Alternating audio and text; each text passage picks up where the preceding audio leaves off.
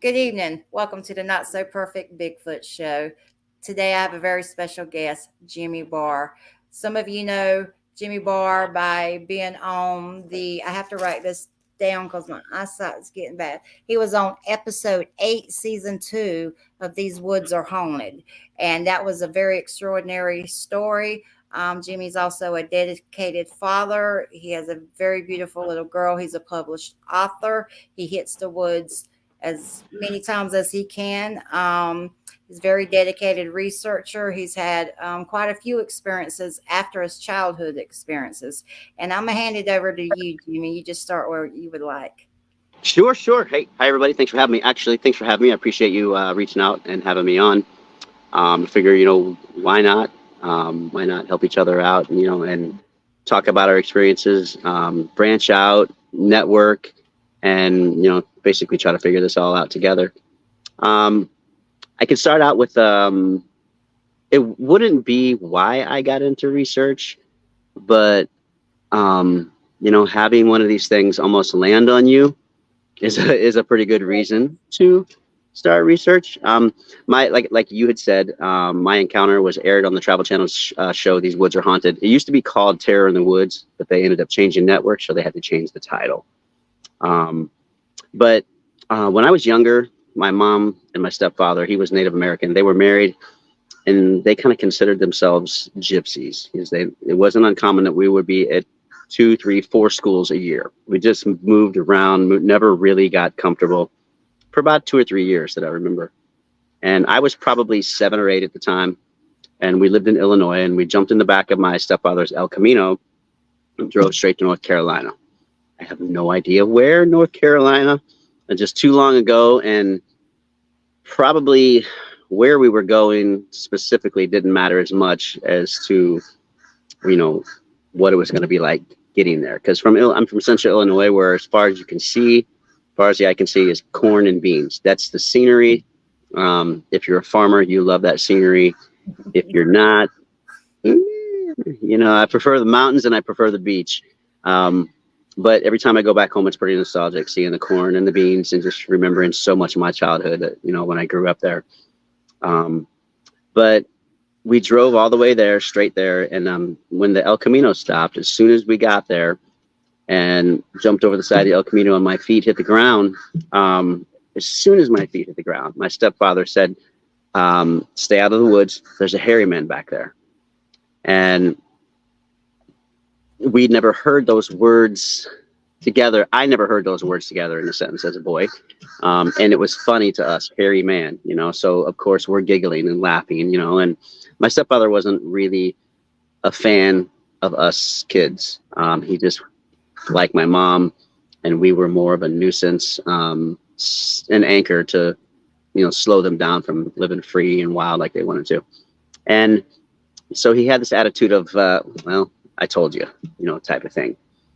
And he had just had a mobile home put down this sandy lane where they cleared out some trees to put the mobile home, I don't know how far back. If I had to guess, it was a couple 100 yards, I don't know. But it was a ways from the actual blacktop. I remember that. And he just had hooked up the electricity when we got there. He had to hook up the electricity to the trailer. It was all put there. It was all set up. The front porch was a generic set of like aluminum steps, and the back porch wasn't even a porch. It was just cinder blocks stacked up to make steps to get into the back door. And the last step was a really big step for a 7, 8-year-old boy. And, it's probably 3 weeks in of being there. My stepfather and my mom, they were gone. They had been gone for like 3 days, and it was just me and my 2 brothers. And we are 2 years apart. So I was 7 or 8. My other brother's 9 or 10. My other brother's 11 or 12. And so it was us just fending for ourselves for probably 3 days. And we're chasing each other. If you've ever been inside a mobile home, when you look at the front door, to the right is where the hitch is on that side of the trailer. And at the other end of the trailer is the back bedroom. So there's a bedroom down here with, you walk straight in, you're going to be into the kitchen, living room / dining room area. Kitchen's kind of off to the right. As soon as you take immediate right and go to the kitchen, there is the in bedroom where the hitch is, which is my mother and stepfather's bedroom. When you walk in, if you walk straight in and hit the wall and take a left, you go down the hallway. The hallway outside walls on your right-hand side. And then you can walk straight into a bedroom door, which would be our bedroom. And us three boys shared that in bedroom. Right outside that door, when you're looking at our bedroom, to the right is the back door that led outside the back of the house, of the trailer. So, we're running from the hitch to the front of the trailer, around to our bedroom, to the back of the trailer. We're just chasing each other. Basically, we're running around the trailer clockwise, throwing dirt clogs and sticks and being boys in a new area, having fun, being stupid. And I was the youngest, always getting picked and beat on. But that's brotherhood, right? It's part of it. So it makes it tough. It's sisterhood. Yeah. And we were in front of the trailer, probably about somewhere around the front door, and we just heard this god awful scream. It just sounded like one scream, and it just sounded like a lady being ripped in half. It was just one blood curdling scream, and we all stopped chasing each other and came to a dead halt. We just stopped us in our tracks, and without saying a word, we went from chasing each other, spread apart, to we got drawn in shoulder to shoulder, without even conversing about it that I remember. We just kind of huddled up, and without even conversing that I remember, we just walked together around the back of the trailer and started heading towards the direction we heard the scream. Now we got, I don't know, 7,500 feet or so from the back of the trailer, and there was this pine tree. It was a decent sized pine tree, and we got about 5 feet from it, and there was a crack. So if I'm standing here, just turn this over here. Can you see this umbrella pole right here? I can. I'm about an adult's arm length away from this tree. And it's actually to about my 10 o'clock where I'm at. And when we heard the crack, I looked up in the tree, and the very first branch was about 15 feet up. And on the very first branch, so at my 10 o'clock is where the tree is. On that side of the tree, so let me use this pole again. So here's the tree. The branch is on the opposite side, even farther from me, and it's going that way. And it's on that branch, and it stands up, but it's got its arm fully wrapped around the branch, the tree. It's crouched down, but it's got both feet slid up against the trunk. So it's all the way up against the trunk on that branch. And it's kind of hanging like this, but its feet are up against the trunk. And when we made eye contact, I looked up. I'm sure we all looked up, but I remember what I remember, my experience. I looked up, and when I looked up and made eye contact with it, its eyes got big. Like, I don't remember seeing any whites until it made this, oh crap, look. And then when the eye contact was made and the eyes got big, none of this facial features changed. This facial feature didn't change. It didn't get scared. It didn't grimace. It didn't cringe. Its eyes just went, oh crap. Then it started to stand up where its feet still was, but it shifted, I guess, a little bit, because when it started to stand, that's when that branch it was standing on broke, and it dropped straight down. It's just on the other side of this tree, 5 feet from me. And as a kid, I just, things are so much more exaggerated as far as, when your dad hits you or you hit something, you're thinking your dad's going to kill it, type of thing. I was thinking for sure that when this thing fell out of the tree, there's no way it was going to live. It was going to be dead on impact. So as a little kid, I'm looking down on the ground. I see the sticks coming and I see it land. And where my main focal point was where the knees were when it landed. And it barely bent its knees falling 15 feet down. Its knees bent like you or I stepping off a curb. it was superhuman. It didn't make any sense. I was expecting a mortally wounded thing to be laying there, and it just landed like it could have done it at 30 feet or 50 feet, like it does it all the time. And when I looked up at it, again, it looked at me, eyes got big, and we turned around and booked it back to the trailer. And I say it all the time, and it feels like I have to. That was the day I decided that I realized in my family that if I was ever going to make it through the family and live, I had to become a faster runner, because my oldest brother beat both of us back to the trailer. He ran up those cinder block stairs, got inside, and he locked the door as we were running up to the trailer. As we were running, I look back, this thing was following us. It wasn't chasing us. It wasn't fast pacing. It was meandering. It just kind of was like just walking, you know, but when I look back, it stopped dead in its tracks. That split second, it stopped when I made eye contact. It's almost like freeze tag or whatever the game is where you look and yet they have to stop, you know, type of thing. When we got back to the trailer, outside the back door was this old like ice cream freezer chest. And it had this glass top on it that was really weathered and hazed. You could barely see through it at all. It was like an old headlight on a car. You know how they get hazed over? Light comes through, but you don't know how they work. That was the only place that we had to go. And so my brother opened it up, picked me up, dumped me in there, and he got in there with me. And, you know, panicking. I remember it stinking really bad, musty, mildewy, rusty. It was just nasty in there. But it seemed like it got really, really hot. But it walked right up to the freezer chest and it leaned over. You know, it's just like seeing a silhouette of head and shoulders of, you know, leaning like this. And it huffed. It sounded to me, I know what horses sound like. I grew up in farm stuff with horses and pigs and goats and stuff. It sounded like a horse when they just blow out, you know, it huffed like a huff, and then it just turned and walked away. I mean, we were there for the taking if it wanted us. We're literally sitting in this freezer like leftovers if it wanted us, but it didn't have the interest in it, you know. And so it seemed like forever, but finally my older brother busted open the top of the thing, and then my other brother opened the door and said, "Get in, it's gone." And then, you know, we got in and it was gone.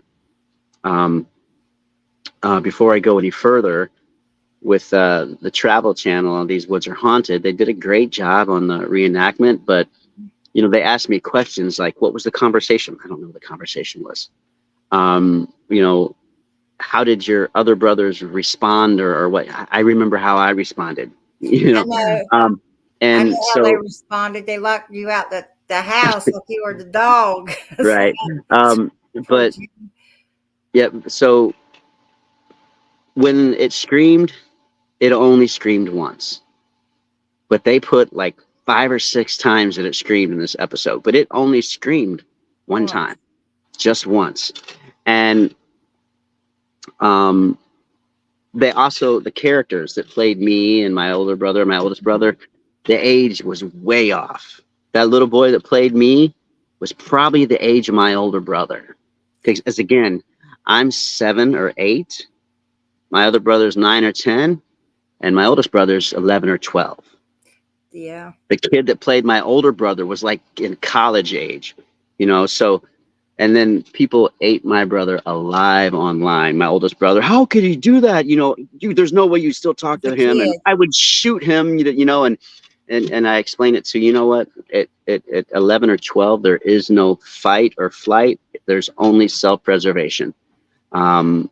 You know, you see a monster fall out of the tree, you got to go. But I will say this. You guys stood shoulder to shoulder without even discussing it to go investigate it, which tells me, you know, even though you were locked stronger unit. Yeah. That tells me you guys also had each other's back. Yeah. And when you have that kind of fear. Yeah. It's a different fear. Mm-hmm. That's a different fear. That's a whole different animal. See, I had I told my story in its complete entirety, and factually to 100% to how my childhood was when I went and did this interview for These Woods Are Haunted. And they left out all the family dirty drama, which is great, the dirty air, you know, the dirty laundry, because I had an incredibly abusive childhood. We were beaten, we were starved, we were neglected, we were abused, we were abandoned. And my cousins, they to this day say, we don't know how any of you are alive. We had DCFS come to our house multiple times and try to take us from the bruises and the blood and, you know, cracked bones and stuff that we went to school with. Well, luckily I didn't have any of the cracked bones, but my brothers took beatings for me because they didn't think I would survive it. They had that mindset as a kids. I had abusive mom. So when I was watching Finding Bigfoot with my son, when we moved to Georgia, we were there for a couple of years in Marietta, Matt Moneymaker came on and talked about the Native American Indians calling them hairy man. And when he said hairy man, that unlocked a floodgate of emotions and fear and trauma that I just forgot about. So I remember the encounter, but I didn't remember all the other feelings that came with that encounter. And I believe it's because my childhood was, my mother was a monster that I lived with day to day. And I think when he said hairy man, I was consumed. I was nauseous. The emotions that I wasn't ready for, and the fear that I wasn't ready for, and the trauma that I wasn't ready for, all hit me at once. And I was literally felt sick to my stomach. And it consumed me for about a week. Like I could not think of anything else. I just couldn't think of it. There was nothing else I could think of. And that is when I started listening and going online and trying to find anything. And I came across Sasquatch Chronicles. And then that consumed me for like 3 or 4 months of just, I worked at State Farm, and I was a workflow lead coordinator. So I'm just 8 hours, 9 hours a day podcasting in my ear while I'm, you know, keeping everybody else busy. And then a couple weeks later, we was at Waffle House. It doesn't matter if I'm a billionaire, I'm still eating at Waffle House. I'm still going to the Denny's. I'm still going. That's my food. You know, say what you want about Waffle House. The grill's dirty and greasy, and that's what makes the food better. But we were at Waffle House, and they have these little newsstands. It's got like boats for sale and cars for sale and rental homes, hunting and fishing. And on the cover of one was new Bigfoot museum opening in Cherry Log, Georgia. You know, and I picked it up and looked at it, showed it to my wife, and I said, "Try and stop me. Yeah, try and stop me. I'm going to this place." And so I went a week later, and I met the owner, Dave Bacara, and him and his wife are just incredible people. Their museum is amazing. And Dave was the first person, aside from my wife, that I told my encounter about. And I was crying, telling him. I'm telling a complete stranger about my encounter. I am completely vulnerable to it. And he by him listening, giving me emotional support. I was a train wreck talking to this man. It was therapy. It was therapy for me to talk with him. And Dave reached out couple weeks, 2 or 3 weeks later, and said, I'm going to have my first town hall, and I would love for you to be there and talk about your encounter. And I'm going to understand if you can't, because I understand how new this trauma is to you again, since it just came back, type of thing. And I said, the worst thing that could happen is I get there and I can't do it. But I told him I would, and I went and I did it, and it was rough and crying in a bunch of strangers and felt like an idiot. But, so then after that, I guess it might have been Michael Sheen, one of the executive producers for Terror in the Woods at the time, reached out to Dave, and Dave's like, I have an incredible encounter. let me reach out to him and see if it's okay if I give you his information. And they reached out to me and then flew me out to Philly for the interview. Man, and it was, yeah, go ahead. A couple of things, because I have a short attention span. When we experience something, we all experience things differently. When you talk about your feelings coming back up the surface years and years later, I believe that when you experience something so traumatic, that your mind will take it and put it in a file.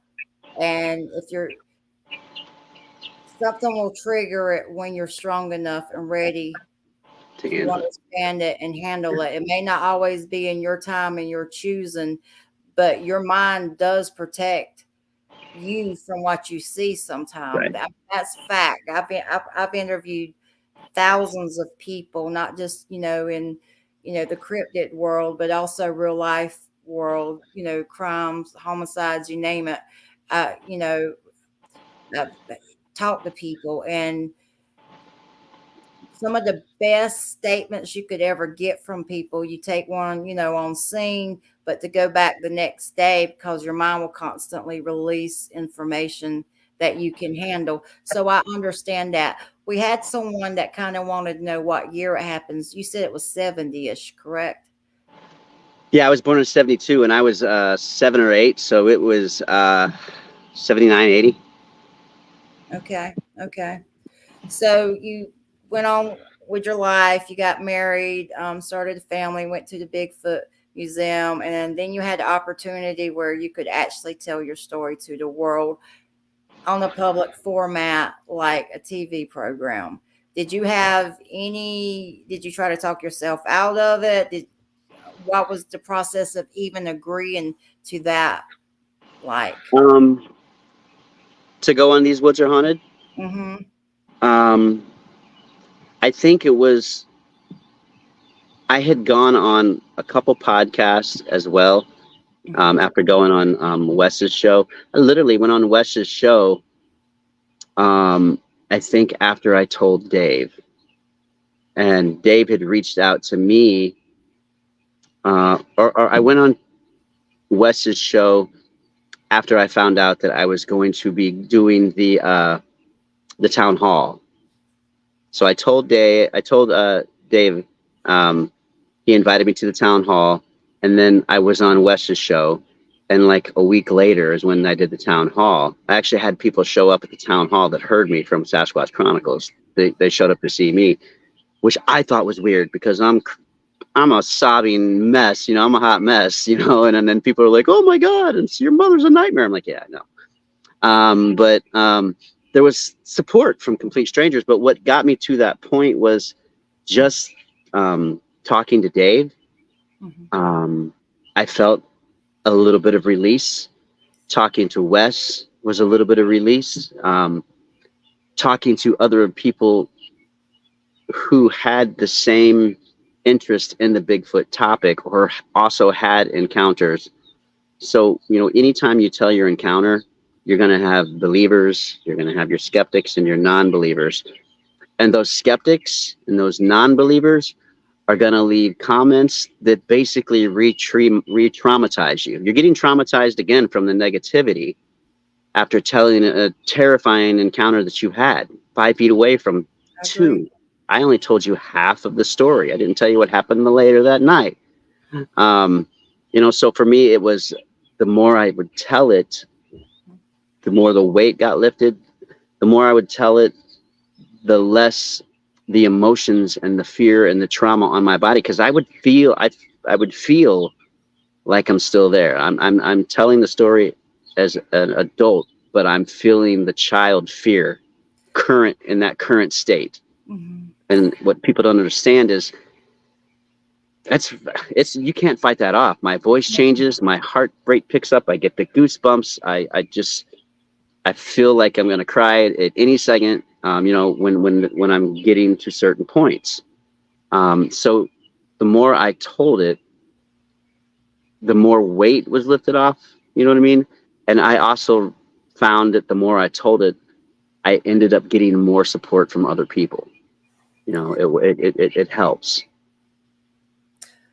When let's go back to when you were first looking at it at the tree and it jumped down. Would It fell down. this failed? Yeah, I apologize. Was it a patty type, or because in North Carolina we have those more that I experience and more that I get stories about. They're tall and slender and athletic type. I don't get a That's lot what of. this one was. That's what this one was. This one, see, at the time, at 7 or 8, so in 1979, 1980, I knew nothing of Bigfoot. I knew nothing of Patty, nothing of the Yeti, nothing of the abominable snowman. I never even heard those words. The only thing that I had to compare this thing to was Planet of the Apes, the original one. Yeah. And this thing, it looked like Caesar from Planet of the Apes with Mark Wahlberg. Mm-hmm. It had the bubbled lip like a chimp face. Its hair wasn't very long. It was black, but it was a dirty black. It wasn't a jet black. It was like a charcoal and a black. But its face, it was like a burnt charcoal gray. But as it got into this area, it speckled into our skin tone. So it was like, and then it got gray freckles all the way into our skin tone, right in this area. So it was like pink or our color, you know, Caucasian. I don't know how you want to say it. But it was, my stepfather was about 5'7". This thing was about 6 foot tall, and it was built like a swimmer or, you know, a guard, you know, in basketball. It wasn't this beefy thing. Useful muscles. Huh? I Yeah. call them useful muscles. Yeah. And but it was later that night. So you got more questions about it? Well, no, I was just going to ask you, was it the same? Because there's more stories, part of that experience to tell, because there were 2 of them, correct? Correct. And these woods are haunted. They made it sound like the one came back, but this wasn't. It wasn't the same one. So we are inside our room. It's later that night. When you walk down our hall, straight into our door, if you don't open it, you're going to walk right into it. You got to open the door, and the door goes to your right, and it hits our bedroom wall. That's also the back side of the trailer where the steps are. You take 2 or 3 steps, you walk into the side of our bed. So our bed goes this way, the headboard's here, up against the wall, the footboard's here. I'm on the other side of the bed, sitting on the other side of the bed. And my brothers are sitting on the end of the bed, the foot of the bed, which is in the middle of the room. And back in the day, there was this gun, toy gun. It was called a ghost gun. It was basically a flashlight-shaped gun, and you could put different shaped caps on it, and it would leave different shaped beams on the wall wherever you shined it. And after what we went through that day, I don't know why, but we're sitting in the complete darkness, not a light turned on this trailer, in our bedroom with the door shut, and my brothers are turning my flashlight on. And whoever has the flashlight will turn the flashlight on, and whoever sees the beam first screams, and then it's their turn to get the flashlight. It's ridiculous, but that's what we were doing. But I wasn't really having any part of it. I was a big sissy. I was scared every single time, screaming like a little girl. And I wanted them to turn the light on, and they wouldn't turn the light on. My oldest brother didn't want to turn the light on. Don't ask me why. This doesn't make any sense. But I kept prying, and he's like, well, just open the curtains to the window. And I guess he thought that it was going to let more moonlight in or whatnot. And but he opened the curtains. Nothing really changed. He didn't change the brightness of the room or anything. But he's shining the light and blinking the light and flashing the light. And as he goes across the window, it goes right across the eyes of another one. Wow. It's just standing there outside the window. And this one, it didn't look anything like the chimp man that fell out of the tree. It didn't look anything alike. It looked like a really, really, really old Native American elder, really, really old, but kind of gnarly. If you combine that with like a caveman, like a Native American and a caveman combined. It was really gnarly looking, but looked like a Native American. His face was gray. Um, it was more of a softer gray, not as extreme as the other one, but it had cinnamon color hair, and its hair was longer. And it stood in the window. If you've ever been inside a mobile home window, um, you know how high the top of the window is off of the ground. Mm-hmm. You're 3.5 feet off of the ground anyway, just at the floor of the trailer. So this thing was in. When the light went across its eyes, it did the same thing the other one did in the tree. When we made eye contact, its facial expression didn't change except for his eyes went, oh crap, and you could see the whites of the eyes. This much of its head I could see. I couldn't see anything above the eyebrows. And I could see inside the shoulders and just above, I guess, where the nipples would be, the top of the chest. All of this took up the entire window.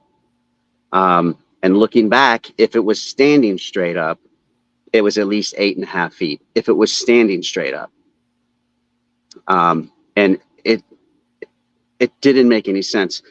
When the light hit the eyes, I seen it. I'm sitting on the bed. I scream. Its eyes go big. I jump over the bed. And by the time my feet hit the floor, simultaneously, one of those bricks went through our back door, came through our back door. If you open the back door from the outside and you walk in, there's a little cubby hole in the hall where there's a washer dryer hookup. And this thing just destroyed the brick that got through, got thrown through the door, destroyed the washer or the dryer, whichever one. It was a giant dent, big chunks of concrete from that block, a hole big enough that I could stick my adult leg through. I got chicken legs, but still, it was a good hole. It was a big hole. It didn't make any sense that I'm looking at it in that amount of time that it could take a left, then take a right, grab a brick, and then throw it through the wall. In that amount of time, didn't make any sense. And it didn't make sense that it was that one, because when we tried to go across the door, we were really scared about trying to go through that door or go through that hallway where that hole was, for fear of something trying to reach in and grab us. And we mustered up the courage to jump through over that hole. What I remember seeing is a black arm reaching in and trying to grab us, which tells me that it wasn't the one at the window. Ambush. But it didn't make any sense why it wouldn't have took us earlier that day. You know what I mean? We were there for the taking. It doesn't make any sense. So we ran down the hall, and when you run straight down to the hall, if you run straight down the hall, the back wall is here. There's a bar for the kitchen that connects to the wall. It's also a kitchen cabinet. We hid between the bar. We pushed the couch back, and we hid between the bar and the couch. We couldn't see any windows, and we knew no windows could see us. We sat there in the dark until our mother and stepfather got home. And they got home later that night. We heard the El Camino pull up. We heard them start to walk up the front steps, and we bum rushed the door to get to them, because now we had to tell the real monster that we didn't destroy this door. I mean, we were beaten to the inch of our life for spilling something, you know. Now a door was destroyed, and so was a washer and dryer. The real monster just got home. And so when we rushed to the door and they opened the door, and we're like, you know, the hairy man did it. The hairy man broke the back door. The hairy man tried to get us. And my mom had no idea what we're talking about. My stepfather never mentioned anything about a hairy man to her. And so for the next little while that night, they had a knockdown, drag out fight, fist fight in the kitchen. Just things being broke, thrown. They were beating the hell out of each other. And then we eventually packed up all of our belongings, clothes, nothing. Couldn't take any toys, clothes. That night, threw them in the back of the El Camino and drove back to Illinois. I think of your whole experience, the part that just gets me the most is when you were behind the couch for protection. You hear your mom and your stepdad coming up the steps, and you're in danger, but you're running to another source that you felt was danger too. Yeah. Yes. And then going back to why it didn't get you when you were just prime or easy target. I mean, I don't know. Is it the prey or the hunt? Like just when we go out in the woods, we know we're going to you know, go find our dinner, and but we're the hunt's the biggest part of. It's just a bonus to going to look for dinner, tracking something, finding it, looking for it, Yeah. and then harvesting the meat. Or do you think it was a game to them and they wanted you off of their land? Maybe the elders of their, you know, I hate to say tribe, but that's basically what they live as, is their tribe or clan. Do you think they came and just said, you know what, this was, maybe a younger generation that shouldn't have done or was able to let itself be seen, and so we have no choice but to scare these people off now? Or do you really think? I think if they wanted you, they'd pull you right through the door. Yeah. I mean, they tried. Um, but looking back, I don't know. One thing that I never understood was we would have never known it was there had it not vocalized at us in the tree in the first place. We never knew it was there. I don't understand that. But all the screaming that was going on in that trailer, in the dark, in that back room, all this is just theory or maybes or what ifs, but maybe it thought we were in danger because somebody's screaming bloody murder that they're terrified. I'm looking. I'm I looking at don't the know. comments, and Air Force One said, "I don't understand the fear other than unknown. If Sasquatch was taking people, by all means, would have taken a Sasquatch by now." I guess they're saying they don't understand the fear you had, because I was reading back through the comments. They had one when they were younger, and it's two different experiences, two different people, and I'm not quite sure how to take that question. They don't understand the fear. Is there anything you want to say to that? No, I don't. I mean, everybody's entitled to believe or think what they think. Um, but the fear that You are someone has, look, the sudden realization of these things when they're not supposed to exist, when monsters aren't supposed to exist, when there's not supposed to be anything out there that you should fear more than your fellow man, and then it drops out of a tree and almost lands on you. The sudden realization of it all is the most hardest thing to deal with. A lot of people that have encounters don't talk about them. They don't want to talk about them, and they don't even want to acknowledge really that their encounters, maybe they were something else or whatever. Because if you accept what you just seen, you now either can do one of two things. You can accept it, but now you have to change your whole reality. But for most people, a lot of people, that's just too hard to do, because it opens up a whole question of what else are we not being told? What else is out there? What are we being lied to about? And these questions, why haven't we bagged one now? I believe we probably already have, honestly. Look, for those people that are questioning and then don't believe they exist, that person, what's their name? Air Force One, they've actually had an encounter when they were younger. Yeah. But they're saying they don't understand your fear when they didn't have fear. But I'm thinking you had something literally put in your life. I don't know what their background was, but you had no solid family structure to even go to. You're already living under high stress.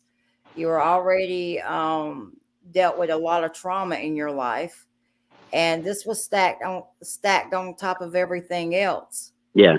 So I agree with you. I would have had fear too. I would have been extremely fearful. I have fear now. I have fear now. Now, when you go out in the woods and you do some researching and you find some things that, like what we found, here, is it Air Force One or Hair Force One? Air Force One. Air Force One. So me and my buddy Bobby, we're the founders of Bigfoot Forest Giants. We started our research in Ocala National Forest. A lot of people don't know, even people in Florida don't know, there's a bombing range in the middle of Ocala National Forest. And just south of Ocala National Forest, where we were doing our research, we came across 17-inch prints, a lot of 17-inch prints. And these prints weren't like anything else you've ever seen in the Bigfoot world. These prints were about 1.75 inches deep. We couldn't stomp an impression in the ground because there was 50 years worth of sticks and twigs and pine needles and pine cones. We couldn't make an impression in these grounds. Air Force One, when something is leaving 17-inch print with 3 toes, you start questioning why the hell you're going out there at night in the first place. When you find trees as big as your biceps broke 4 feet off the ground and stacked and they're made into X's, there's a difference. So Richard, he's in our group and he has, he kind of doesn't really pay a whole lot of attention to X's because Richard hasn't really got to experience the X's in other researchers like we have, research areas like we have. Where we were in the Ocala National Forest, a lot of trees were busted off 4 feet high in a path. And these trees, I'm sorry? Healthy too. They were healthy trees. And busted, twisted, and laid all over the ground. This print trail went up to an X. It went up to an X. It was at the right side of the X. It walked straight up to the right side of the X. Instead of walking through it like it did everything else in its path, it took a left-hand turn, walked around that X, got behind that X, and directly ended up going behind that X. These X's mean something. These X's that we come across all kinds of X's. Most of them are just tree fall and natural, whatever. But when you have a tree that has no place that it came from the top, and you pick this tree up that's this big around, and it's been stabbed into the ground that you can't get your finger a ½ inch in, 6 inches, that's where your fear comes in when you're out there researching at night. There's something out here with small backhoe strength that if it gets a hold of you, you're done. So there's a fear when it comes to this stuff that's real if you're thinking rationally. If this gets a hold of me, I'm toast. As a kid, I didn't have any of that. This was all of a sudden, oh my God, there's a monster. I've seen monster movies. There's a monster. Plain and simple. But as an adult, I still have that fear. I go out at night most of the time by myself. I'm asking myself, what the hell are you doing out here by yourself? But I go out because if I don't, I'm never going to know. I've gone out and I've got some real scary stuff on audio. And the fear that I'm having out there is any moment something can happen to me and nobody's ever going to know. And in the moment, something can happen to you when you're by yourself. You should always go with the buddy system. Richard likes going with the buddy system, and he's right for having it. My time, Richard's the workhorse of our group because Richard doesn't have family and kids at home and whatnot. He can come home from work, do his thing, and go out. I have 3 children here. One of them's an autistic daughter. She's 4. She consumes 99% of my time when I'm home. So I don't get to get out like I want to. But when I do, I make use of it. But the fear is not like anything you've ever experienced. Air Force One, I have been in accidents driving a dump truck, a fully loaded dump truck with a fully load of lime. I got hit by another T-boned. I was making a left-hand turn and a semi dump truck fully loaded, 3 times as much weight as I did, T-boned me and hit me in my rear axles. I flipped upside down. They went over the top of me. I should have been dead in that accident. I can tell that accident all day long and not bat an eye. But when I start getting into the detail of my childhood encounter, I can barely make it through because it's a different trauma for me. And I wish I had your lack. I don't know your encounter. I wish I didn't have the fear and trauma you had. because the one thing that drives me to see another one as an adult is, as a kid, I didn't want to look at it. I looked away. I didn't want to look at it. This thing was terrifying. I didn't want to see it. It was a monster. As an adult, I want to see one just as close. Look at what I'm looking at, observe what I'm looking at, look at details, and hopefully then I can go back and talk about my childhood encounter without the trauma, because now I've seen one as an adult. He says, Air Force One says, please know that I'm not throwing any shade. I believe. Oh no, I don't think you are. I don't know how. I don't know how else to. I don't know how else to explain it. The fear, it's primal. It's not like any other fear. There's one other fear that I have, but you know, it's probably the worst fear of all, and it's something happening to my wife and children. I couldn't go on if something happened to my wife and children. That's the ultimate fear for me. But when it comes to looking for these things, it is a primal fear that these things have, and I don't know where it comes from. Now, I had another encounter. I'm a singer-songwriter. I grew up in the 80s listening to all the hair bands, you know, and Skid Row and Motley Crue and Slaughter and all those. Those are my jam. You know, Steel Heart, that's the stuff as a singer that I warmed up with. Skid Row, Steel Heart, that was my range. That was my bread and butter. I loved it. Slaughter. But when I got older, I got sick, had some things happen to me. All my hair fell out. I lost my voice. And so what's the word I'm looking for? I converted to country, writing country and country music songs. So one of my songs was nominated by the Josie Music Awards. That's the world's largest independent award show that they have every year. And the year I went, it was held at Dollywood. We had our pre-party celebration at Old Reds in Gatlinburg. And so the year I went, one of my songs was nominated. 27,000 songs were submitted, and my song was nominated. I didn't win, but it was a win for me.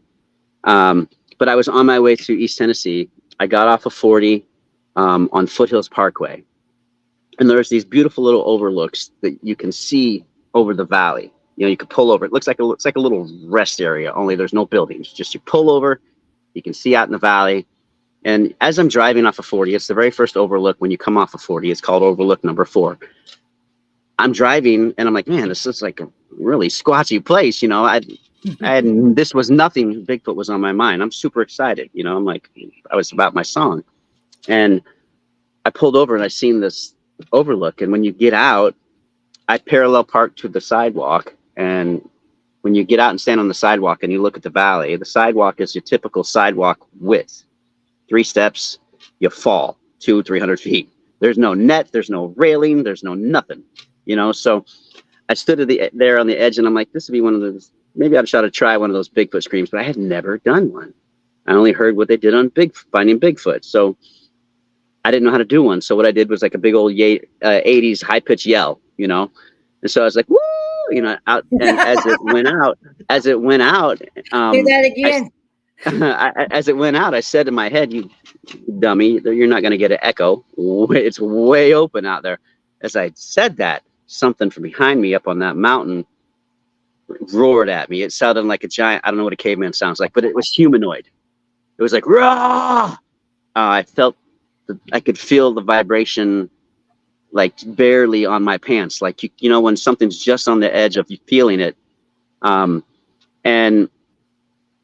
I got chills instantly. I was like, oh my God, I wasn't expecting that. So I got on the phone with my wife and I was like, oh my God, look, I video called him. Look where I'm at. I just got yelled at by there, you know, and I'm freaking out.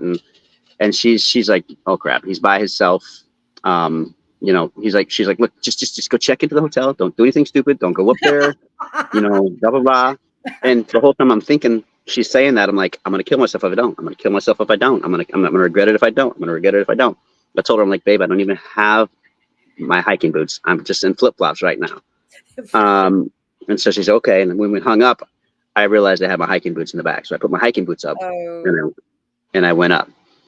So my thought process when I was going up, I had to take the path of least resistance because it's pretty steep. So I had to go down a road, I don't know, 20 yards and then come up. And I didn't even look at the ground. As I'm looking up, there's so much leaf litter. Everything's covered in leaves. Branches, rocks, down trees, it's all covered in leaves. I'm not finding tracks. There was no reason to even look. I just not. I seen that within 5-10 seconds of walking up there.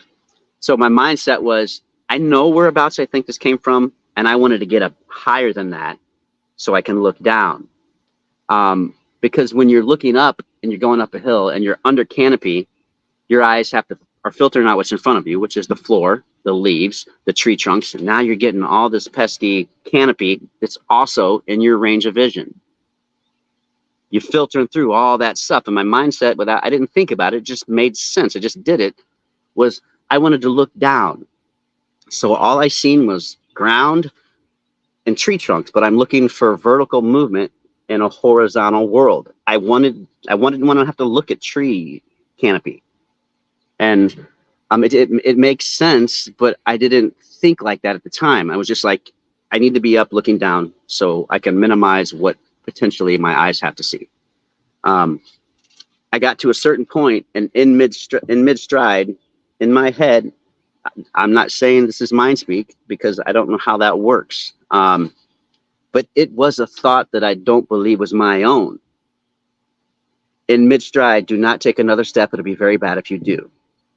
Landed my foot on do. Landed my foot, kind of looked around like that was weird, but okay.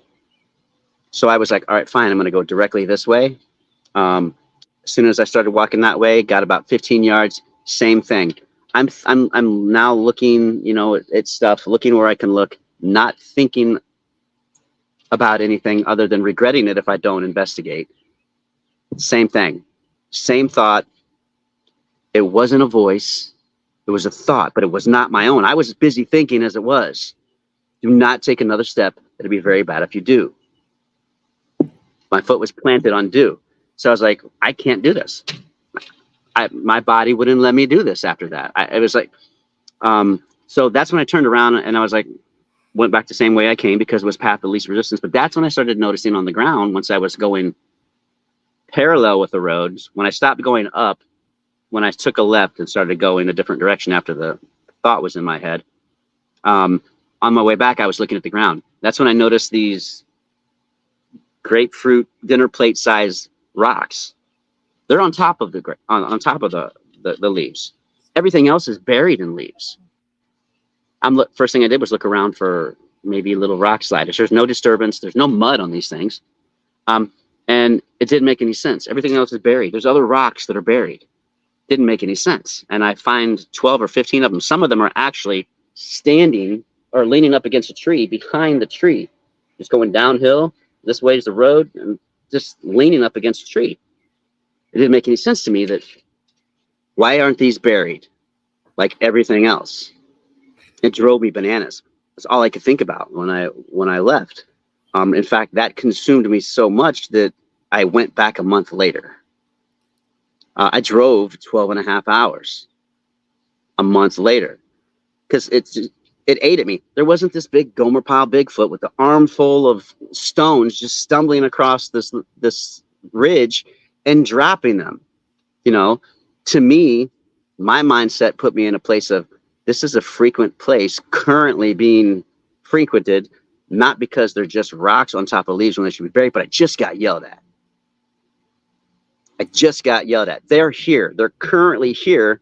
And these rocks being on top of everything, all this leaf litter, tells me that they're here. And they've made more than one pass.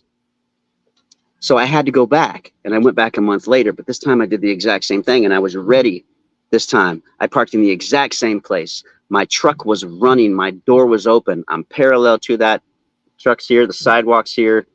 Drop-off's over here. I'm parallel to the sidewalk. My truck is running. I leave my door open. I walk out to the back of my truck, step up on the sidewalk. But this time I've got my phone on and I got my camera recording and I aim it right at the mountain and I do my yell. And I got a whoop and a grunt back within 3 seconds. But this whoop didn't go whoop. It didn't go low to high. It was high to low. It was whoo, whoo. I was stupid excited because I got it on camera now. You learn as you go, when you're doing this stuff, when you're facing your camera with the lens that's on the backside, the good camera lens, it's great, but the microphone's on the other side. So that whoop and that grunt were barely caught on speaker. And I was able to actually go into my recording software that I use for my singing and put splits in between those places and raise the grunt and raise the whoop up and lower everything else. But I was ready for it. So in my mind, they're here. I was right. This is a place that they're at. Mm-hmm. They're not just passing through. And if they are, they're here for a while. So this is the part that doesn't make any sense.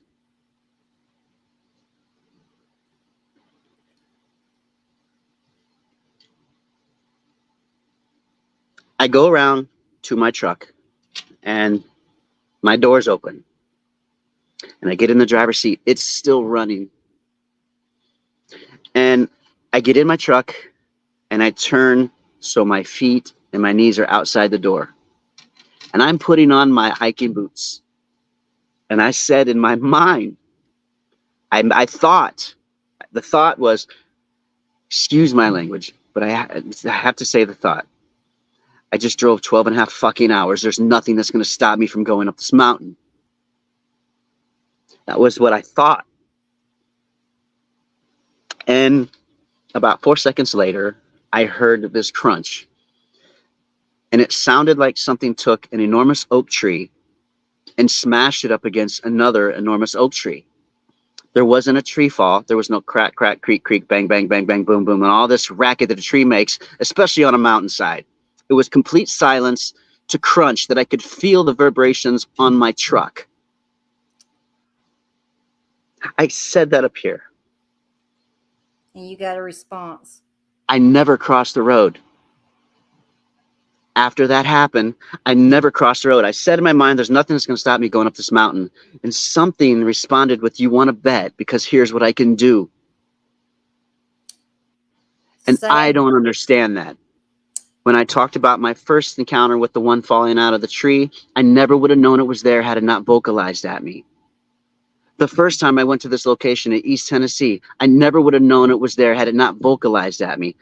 The second time I went there for verification and validation, I wouldn't have gotten any if it didn't vocalize at me. And I don't understand that. It's really hard to understand that. That is something I just don't have the answer. I find that intriguing.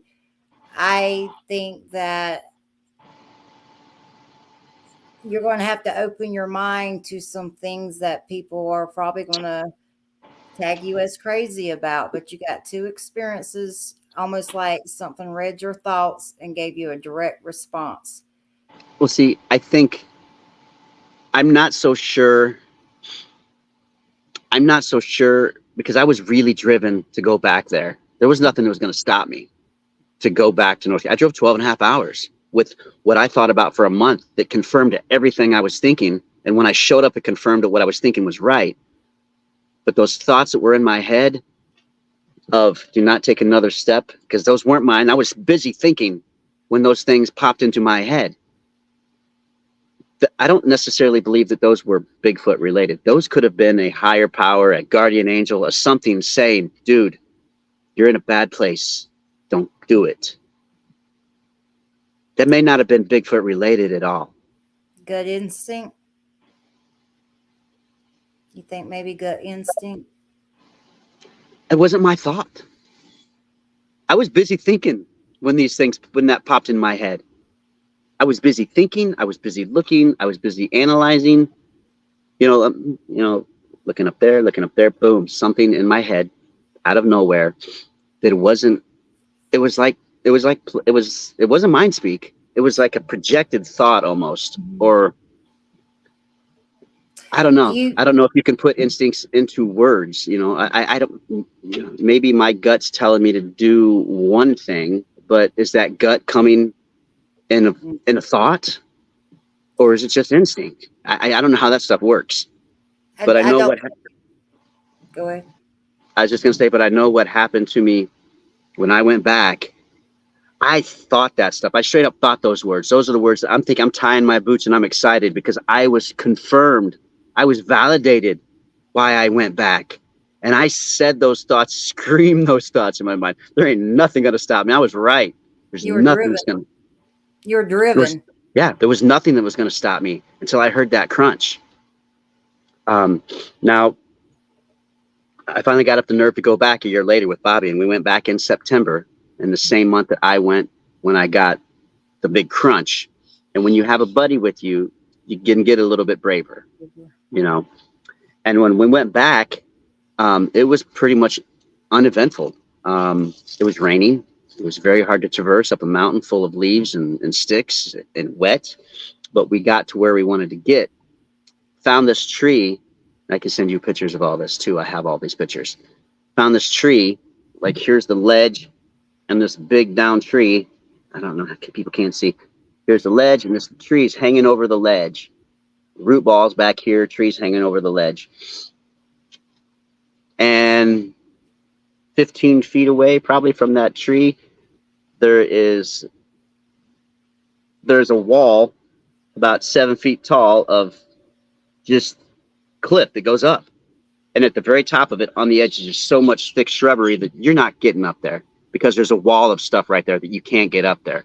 But on that tree, just on that side of the root ball on the tree, and this tree was probably 18, 24 inches thick when it was laying down off the ground. It had a rock that was about that thick and about that long, and that was only half of it that was thrown on that tree. The other broken half of it was on the other side of the root ball. Wow. And it was laying flat on that tree, and there was an impact. So looking at it now, I don't believe it was tree on tree. I believe it was a giant rock on tree.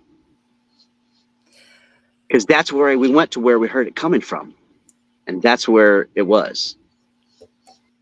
Do you think that when you went out and you made, lack of better words, whoop, or you made a vocal and they gave you a vocal back, they were interacting with you out of curiosity, or really the same way we would do with them?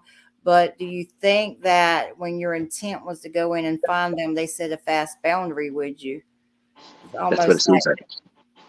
That's what it seems like. You know, I don't know. I don't delve into the paranormal or the supernatural aspect of these things, because data hasn't given me that yet. I haven't seen an orb, so I'm not chasing orbs. When I see one, I'm gonna document the crap out of it. But I've been out there and I haven't seen. I don't say they exist. I know some researchers that were dead against it until they saw them. I did quite a bit of work with Carlee Arnold with Bigfoot Odyssey. Carrie would come down to Florida and give us a call every time he was here.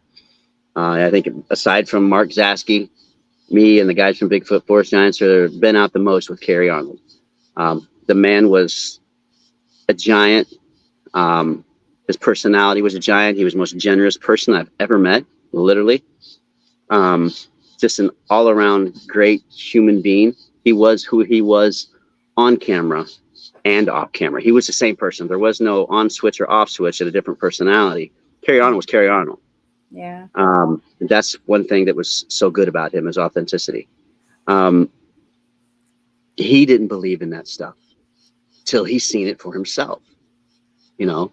But how do you document? You can't document the paranormal stuff.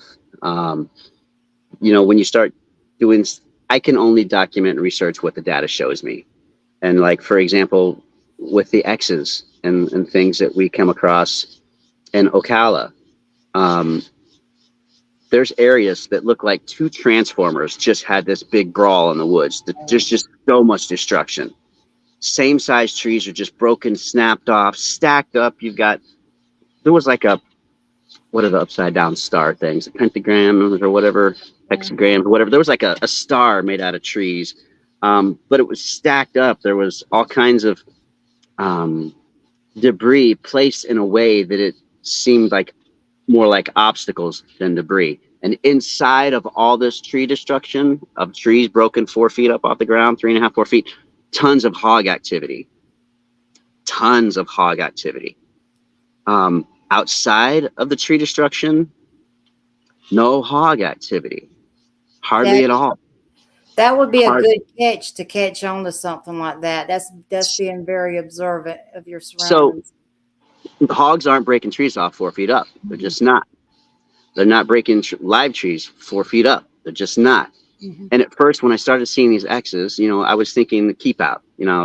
Keep out. It's a primitive way of saying keep out, but they're not that primitive. I don't believe. They're primitive, but I think they're smarter than we think they are. Than some think they are. I wouldn't put a keep out sign on my front door. I'd put it on my fence, telling you not to get this close, type of thing. And what we noticed was, if you've ever been in the woods and researched at night, hunted at night, walked at night, hiked at night, and you're in the middle of the woods, every tree looks the same. Don't matter where you are. A pine tree looks like a pine tree. You're in a pine forest, every tree looks the same. That is true. But what doesn't look the same, if you're breaking all these trees up in an area with all this hog activity, creating obstacles and using it as a potential hunting place, because all these obstacles are slowing deer down, they're slowing hogs down at nighttime. What doesn't look the same? These are trees. These are not. You can drive your prey to these. They look different than everything else. Like a bottleneck, almost. And so when you see an X with 17-inch three-toed prints walking straight up to it, tearing everything else down in its path, walking around it and disappearing, that means something. Don't know what it means, but it means something. But for me, I potentially, it makes sense that it could be used in this area. What the data says or portrays or suggests is this is a hunting area. They're breaking these trees down and placing them as obstacles. It was slowing us down, and we're in the daytime. The hog activity was almost non-existent outside these broken, just trashed place. I'm not talking trashed in the ground. They do destruction on the ground. There's so many of these big trees that were snapped. We had trees that were 4 trees lined up like this, straight, 5 trees weaved in and out, stacked on top of another. One human being ain't doing that. Too much resistance once you get past the second tree of trying to bend another tree that's this big around 4 times. 5 trees were stacked up and weaved. That's not natural. No, it's not. So people aren't going out there and doing that stuff to create a hoax. If they are, they're taking machinery with them, because a normal few people aren't doing that. So getting back to Tennessee, I had a question about that. Do you believe that if you had gradually kept going back, that I think they were setting boundaries with you, but do you believe if you just kept going back and respecting those boundaries, and as you said, the obstacles that are put out for you, do you think had you done that, had you been closer to the area over time, you would have been able to get closer and closer in? Yes, because I'm going back there. There's no doubt about it. I'm going back there, and I'm gonna be having to take a stepladder with me, because I'm getting on that shelf. I believe, without knowing, but I believe there's caves back there. There has to be. For me to go back to the exact same place because of evidence that was left around and getting vocalized at twice, there has to be caves in there, someplace for them to stay. I tell you what, when it got foggy over the mountain, as the fog came up over the mountain and it rolled down, it got dark really, really quick, and it got scary really, really quick. And I was sitting there with time, no research equipment really to speak of. My phone and a flashlight. I wasn't, but I did have a baby monitor that had night vision. Okay, so I was a rock star. I set the night vision up on the outside of my truck, facing across the road, and I'm sitting there on the inside of my truck. I never crossed the road. I never crossed the road when I went back the second time, but I sat in my truck, staring at this monitor. Oh my God, it's coming, it's coming, it's coming, it's coming. Nothing, just absolutely nothing. I get out of my truck, scared to death, walk over to the camera. It doesn't pick me up till I'm like 4 feet from it. Oh, that was too scary for me. I had to leave. I had to leave once I realized that. Look, at the time, I didn't know that it was a huge rock. It sounded like a tree on tree. And my thought process was, as if it's picking up another giant tree and hitting another tree, it could flip this truck over this cliff and nobody would know I was ever even parked there. So I had to go. I had to go. Once I realized there was nothing there, I had no way of seeing what could come at me. Mm-hmm.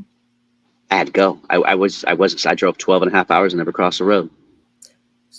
So, well, I can't say I blame you. You don't have to hit me over the head with a pot that, no. Do you think that when you go back, you're going to baby step it, or you're going to wait for the signs? Because I think had you, and this is just me, I am not an expert, I only know what I have experienced. And to the folks in Bigfoot land that like to ridicule me, mine was with a dog man. My first experience was with a dog man. That is absolutely terrifying. I have gotten more slack from the Bigfoot community by saying dog men don't exist, but that was my experience, my first experience. But do you think when you go back in that area, do you think it's going to be hard to respect those boundaries? And if you can respect those boundaries, I think you'll be able to get deeper and deeper in there, because it's like everything else.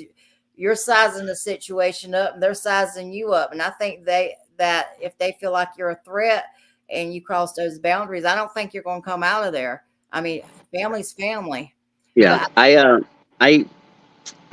don't like using the phrase "I'm built different." I'm not, but I just know I have to push myself to go farther if I want answers. So Richard came on your show and he was talked about when we were all at a campsite and Johnny Two Bears and Lloyd was there, and they were getting growls from over there, and Bobby was 30 yards over this way getting growls at the same time. I'm 70 yards this way getting growls. I do things differently. I put my tent, I separated myself from the group on purpose. And my mindset was to be, look, if I'm going to separate if we're all together and there's only one Sasquatch in the area, this thing's outnumbered. It may not really come in and make itself noticeable.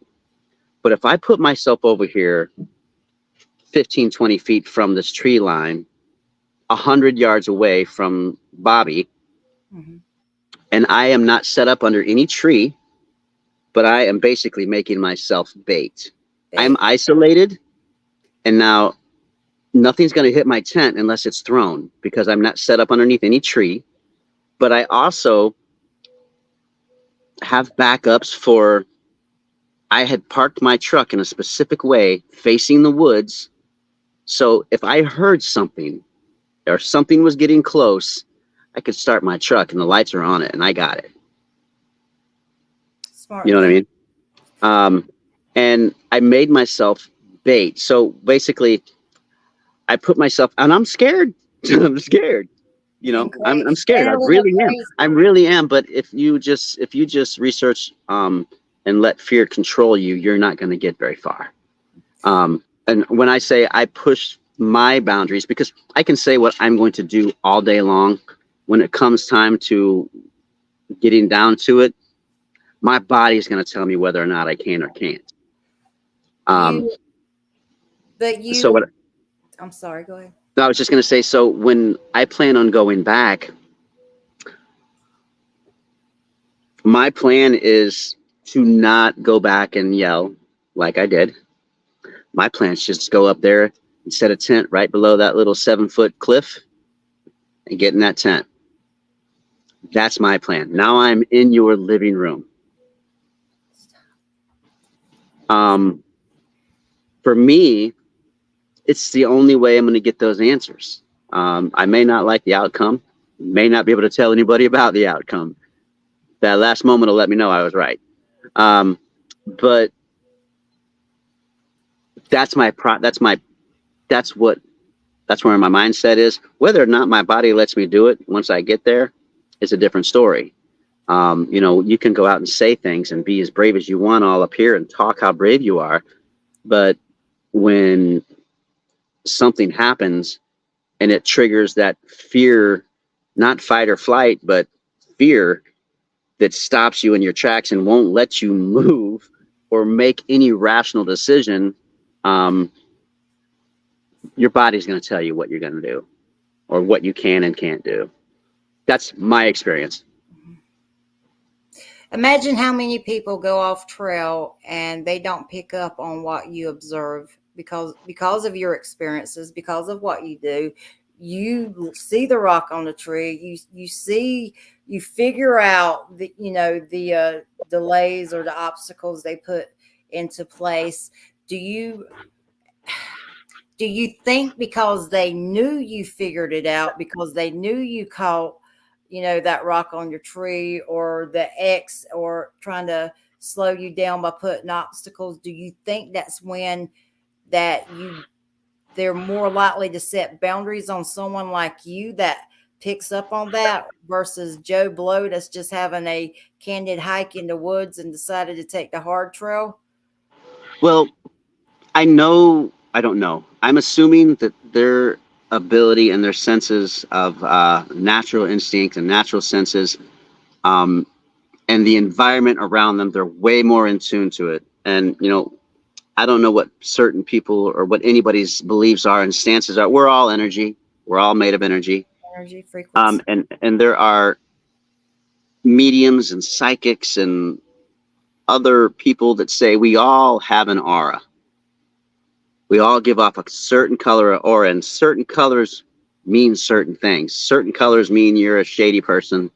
Certain colors mean you're peaceful and loving. Certain colors mean that you're full of energy and excitement and blah, blah, blah. Mm-hmm. Maybe if they're that in tune with the environment, and they can obviously see at night, so they have a different eye spectrum than we do. They can see light differently than we can. If you can see at night, your light spectrum is different than ours. You have more of a visual spectrum than ours. Potentially, maybe they can tell what your intent is by the aura you have. And I was teasing Bobby. I was teasing me to Bobby. I'm like, they probably think, they probably seen my aura as pink, and they're like, this guy's a sissy. He's got a pink aura. Let's mess with him. We can scream at him all day long. He's not going to do anything. But I don't know. I don't know that you can be marked, other than if you give off a certain kind of vibration with a certain kind of fear that you may have, or a certain energy from a fear that you have or whatever. Because that day that I got yelled at the first time, it sounded like a giant caveman, I wasn't even thinking Bigfoot. I didn't have any research stuff with me. I was on my way to win an award. That was my mindset was. I was in a positive, happy mode, and I did an 80s scream out into this valley. Nothing Bigfoot. And when I got roared at, I changed everything on that moment. Again, that's hard for me to grasp on those 3 vocalizations. I wouldn't be in any kind of Bigfooting right now had it not been for the very first time I got vocalized, or the second or the third. Then when I was out doing solo stuff at nighttime, I talk to the camera all the time. It's a false sense of security. I'm talking to the camera like it's somebody else, and I'm walking down this trail, this really long trail. They got a gate. You can't go in that trail, but if you take the long way, you can come out that trail. Does that make any sense? No, you can't go in there, but you can come out. That's government for you, right? So I go to that gate and I say to myself, I'm going to look down. I say to the camera, I'm going to I'm going to point my microphone down this camera and I'm going to be very quiet when I do it. I say that. Stupid, right? 3-4 seconds later, there are 3 howls, but they are woo, woo, woo. And then after the third, the coyotes went stupid. They went absolutely crazy. And the coyotes are yipping and yapping and doing all their thing. And at the very end, there's 2, after the coyotes stop, things that sound like words, or not necessarily words or syllables thrown together. It goes, waka wah, waka wah. And then it goes, waka.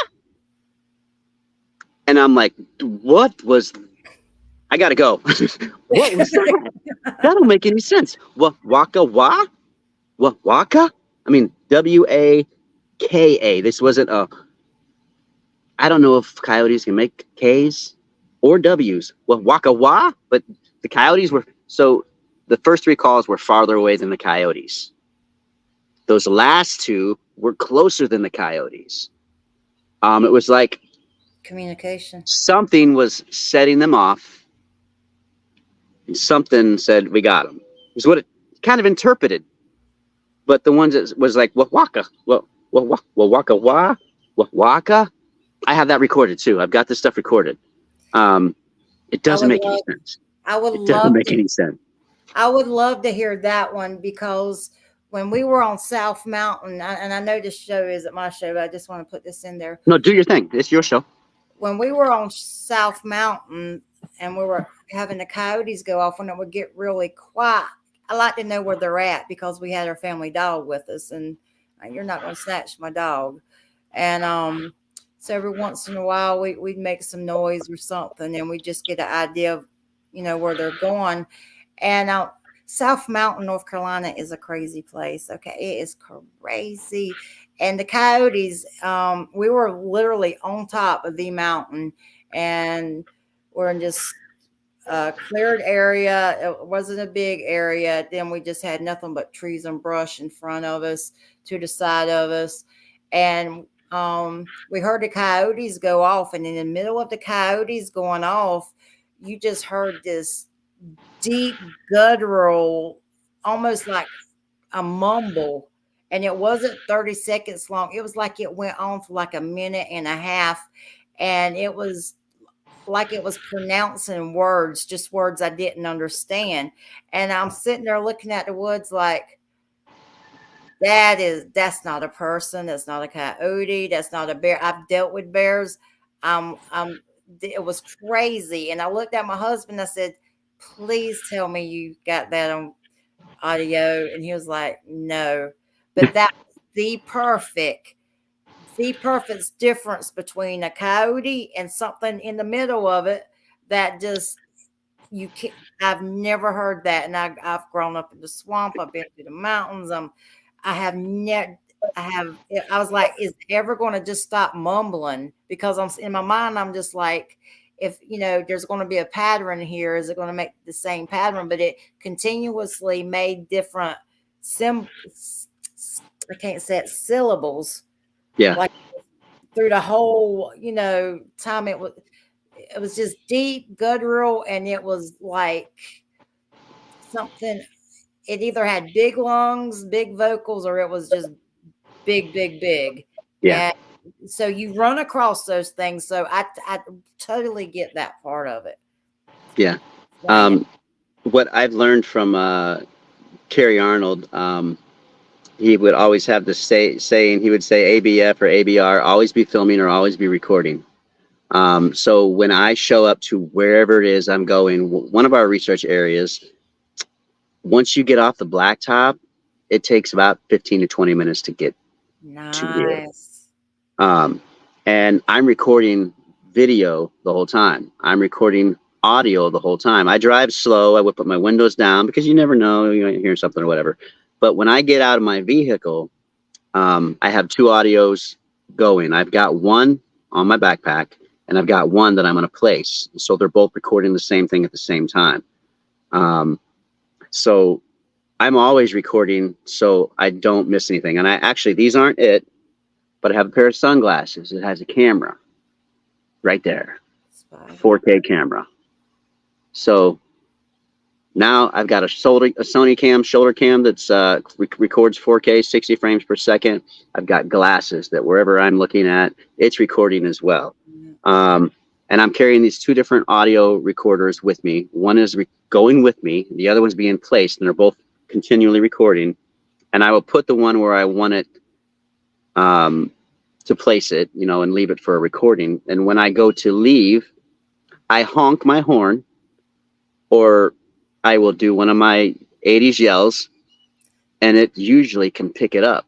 And that's where, when I start listening, I'll go to that point. You know, I'll know that I've been walking for 20 minutes, so fast forward 18 minutes and listen until I can hear my honking, meaning after my honking or my yell, it's not me.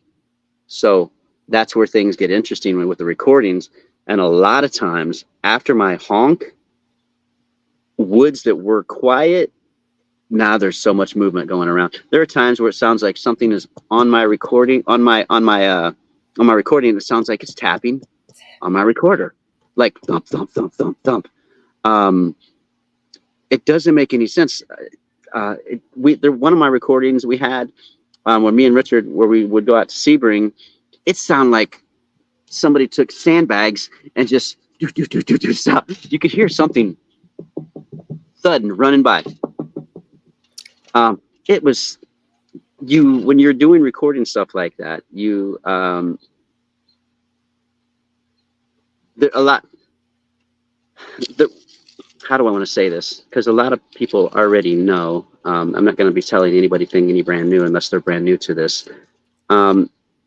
You want to put your recording somewhere that it's not going to be seen, and somewhere that it's kind of camouflaged. And I usually camouflage my stuff with the stuff that's in the surrounding. That's already in nature. That, you know, you look at a tree and see some Spanish moss on it. There's Spanish moss on all the trees, you know, so you can hide it in the Spanish moss and you're not going to see it. The last time we put a recorder out, I walked up to the tree where my recording was. I'm like, I don't even think it's there. I couldn't even see it. It was there, but it was so well hidden, which was really weird because it recorded for 9 hours, but the first 2 hours, there was nothing on the recording. No sound, no nothing. It was recording, but it was almost like it was off, completely off. There was nothing. You know, you get background, you know, white forest noise. There was nothing. You know, and there's a lot of conspiracy stuff until it happens to you. You know, it's what I would say, and Richard says it too. Our cameras, I've been in the field where we've had activity, and I'm like, oh, I've got some good stuff. I got some good stuff. And I get home and I've got corrupted files in the middle of the woods. How do you get corrupted files in the middle of the woods? How are you batteries going from 80% to 30% to off in a matter of 6 minutes? Wouldn't that go back to energy? Everything has an energy. Yeah, but I don't necessarily know that this is here. I don't necessarily know that this has anything to do with Bigfoot. Because we'll go into areas when the 168 happened with Carrie Arnold, the very first one that we did. We went to this place called Hungryland here in Florida, and the UFC officer showed up at camp, rolled into camp, and was wanting to check permits or whatnot, you know, which is you should. There's a big group of people, and he asked us what we were doing or whatnot. But we ended up going out to Hungryland, and we ended up seeing him again a day later or something, and he had mentioned, my other officer called and said that a group of 15 of you were out at Hungryland, and it was like, that don't make any sense. We were the only ones out there. We didn't pass any cars. Was he hiding in the, you know, where was he parked at? And he's like, oh, he wasn't out there. He's like, well, then how do you know? He's like, well, he's seen you, but he wasn't out there. Couldn't a certain they're monitoring. So they're in this place in Hungryland. When you have a parabolics microphone, feedback comes from magnet, comes from magnetic. That's where your feedback comes from. I'm aiming it this way and I'm aiming it this way. All of a sudden, crazy feedback at this tree, just past it, none. Come back to it, this tree, none. Come back to this tree, feedback like crazy. To this side, to this tree. Can't find anything, but I'm getting feedback like crazy. Same place where my battery gets drained. Same place where I get corrupted files on my. Well, I think potentially this is all just theory. So radio frequency. So when they tag cougars, when they tag wolves, and they've got this antenna because it's got a tag in it that sends out a frequency that lets you know where they're at. Will these Tricom RF meters go off when people start having encounters? Theory, maybe they've tagged them. Maybe they've chipped them, and when they get close, that's why you're getting radio frequencies. Radio frequencies mess up your other frequencies. Most people don't know that the FCC Rule 15 devices that are made that can record phone, recorder, camera. They're not allowed to interfere with any other signal and frequencies out there, but they must be made to be interfered with. They're not allowed, listen to that, they're not allowed to interfere with other frequencies, but they must be made and produced to be able to be interfered with. That is a rule. That is a rule FCC. That's in the rule FCC Rule 15. And I think I was just going to say I think that we will go to certain places, and we believe that the FWC down here is managing them in a certain way. Because we will have a lot of activity, we will get a lot of signs, and we'll come back to our research area, and everywhere that we found evidence or signs, FCC has burned it out. When 168 happened, everywhere that we had activity a week later was burned out. They control burned it out. A term was used, eco-engineering. Oh yeah, please. And it happens a lot. You know, we get into a set of palmettos where it looks like something big enough as a black bear can walk all the way around it. No hog footprints. Everything's flat and matted down. And you get in there and you see a way in and you see a way out, path in and a path out. Not a weathered path in and a weathered path out, but no signs of animal prints. We get in there. We come back with Carrie Arnold to show him. They burn it out. A specific palmetto area. It's about the size of a 3-car garage. So we believe that they are being managed. We know that FCC is taking reports of them. Because when we did the 168, one of the guys that was at the same campground came over and asked us what we were doing. And I told him, and then first he asked me, hey, you guys got any spare water? I'm like, yeah, we're leaving. I've got like 2.5 gallons. Feel free to have it. Take it. You know, good luck. And then he's like, what are y'all doing? And I told him, and he was like, well, and this happened in April. It was the end of March when we had our 168 of 1921, maybe 2021, 2022. I don't even remember now. But he was like, well, just in February over at Campsite C in Hungryland, where we had been 3 or 4 times for 168, something smacked the top of my tent and it went running off screaming in the bushes. And I called FWC and he started to tell me more. I'm like, sure, let me go get Carrie. Carrie videotaped this guy talking about an encounter in the same place where we're doing researching. He said, I called the FWC, gave them a report over the phone. They sent an FWC officer to my campsite and took my report. That FWC officer was the exact same officer that came to our 168 and checked our permits. Because Carrie told us, he said, FWC is for sure going to be here. Don't tell them anything about Bigfoot. Say we're out here documenting wildlife. Guy shows up. It's like 9 o'clock. It's dark. And he's like, what are y'all doing? And we're all like, filming wildlife, you know, stupid. It felt stupid to say, right? Carrie Arnold's just giant of a man, 6'5". He's a big old dude. He gets this far from the FWC's officer's face. He's like, hey, seen any boogers out here? And he's like, what? He's like, Bigfoot, Sasquatch. We know they're out here. You seen any out here? This FWC officer looked right at him, and this is what he said, and I will quote, well, we know they're out. We know there are some strange things that are out in these woods. I think that was deliberate. I think that little slip up was deliberate to let you know. He proceeded. This was the same FWC officer that took the reports. That FWC officer caught me out there again about 2 weeks later when I was by myself investigating the orbs that a mass of the group seen. And I went there by myself, and he was waiting for me by my truck and scared the crap out of me. I was terrified. Sneaky though. They are so right? sneaky. And he gave me his personal cell number. He gave me his card. He said, give me a call when this thing gets through. And at first I was thinking, okay, well, maybe this guy's really interested. Maybe he wants to tell somebody, but he can't. He's bound and he can't. So I kind of struck up, I thought, this friendship type of thing.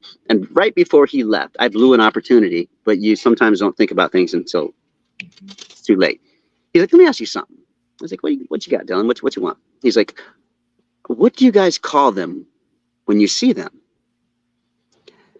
And I only went off of what I thought they were, what I seen as a kid. I'm like, well, the one that almost landed on me when I was a kid was a monster to me. So I call it a monster.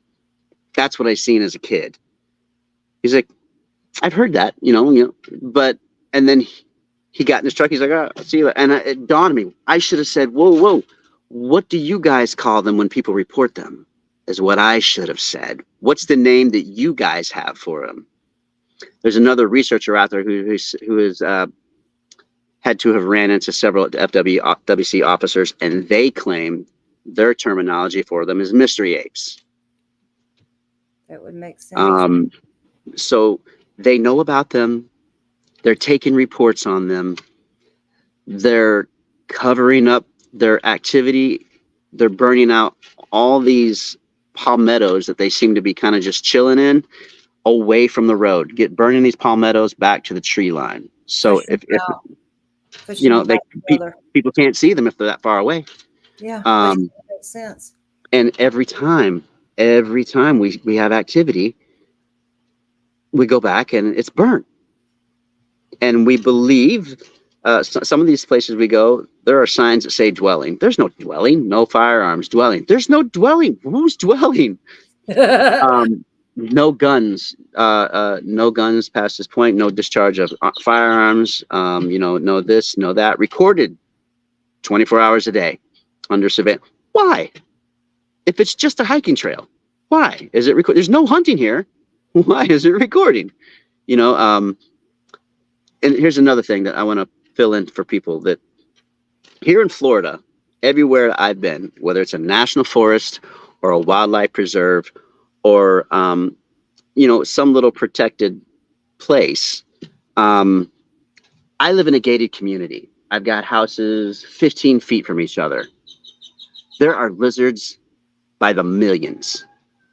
They're like roaches anywhere else. You can't hardly walk without stepping on a lizard. There's an abundance of them in a neighborhood. I've seen two, as long as I've been researching, in the woods where they should be climbing all over each other. I've seen one or two rabbits, a couple squirrels, my entire time of researching in these wildlife management areas where they should be crawling with these things. 100% crawling with these things. I've seen one snake, two snakes. Everybody's worried about snakes. We're not in this wildlife management. We're finding a lack of wildlife. That I agree. That is something that I have always in my swamp area, as I call it, is the lack of wildlife, which is the lack. I think I get a crow every once in a while and birds, but you see no wildlife on the ground, no squirrels, no. But then again, I have to say, well, coyotes have been known to clear out the area, so you have to try to debunk that and take the next step. But I don't think it's all coyotes. I don't. I think, and I also think it could be frequency It could be a very uncomfortable frequency that pushes them out the area too, that we don't hear. You don't know. Yeah. I have in my lanai, that's my screened-in pool area. I've got 5 or 6 lizards that live on the inside of this thing. They're living where they shouldn't be. They should be thriving in the middle of the woods. It should be stupidly overloaded with lizards, and you just don't see them. It doesn't make any sense. I think it goes back to frequency. Yeah. That's just my opinion, but I don't know. Yeah. I'm not an expert. As a matter of fact, I haven't been in the field and did some really rock hard, solid research in years.